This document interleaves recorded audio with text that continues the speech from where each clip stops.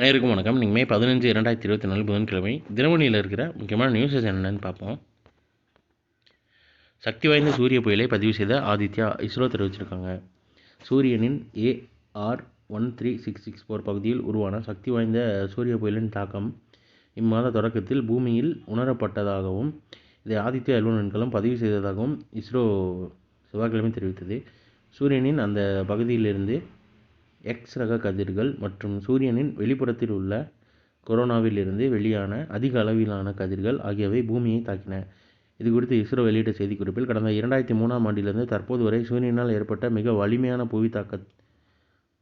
புவிகாந்த புயலாக இது கருதப்படுகிறது. 1859ஆம் ஆண்டு சூரியனில் ஏற்பட்ட அதிசக்தி வாய்ந்த சூரிய புயலை காரிங்டன் நிகழ்வு தொடர்ந்து காந்த கதிர்வீச்சை குறுகிய நேரத்தில் அதிக அளவில் வெளியிடும் சூரியனின் பகுதி வரலாற்று ரீதியாக முக்கியத்துவம் வாய்ந்தது அப்படின்னு தெரிவிச்சிருக்காங்க.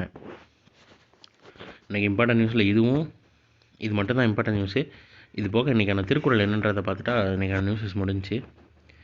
செய்வானை நாடி வினை நாடி காலத்தோடு எய்த உணர்ந்து செயல் செய்கின்றவனுடைய தன்மையை ஆராய்ந்து செயலின் தன்மையையும் ஆராய்ந்து தக்க காலத்தோடு பொருந்துமாறு உணர்ந்து செய்விக்க வேண்டும்னு தெரிந்து வினையாடல் அப்படின்ற அதிகாரத்தில் திருவள்ளுவர் சொல்லியிருக்காரு.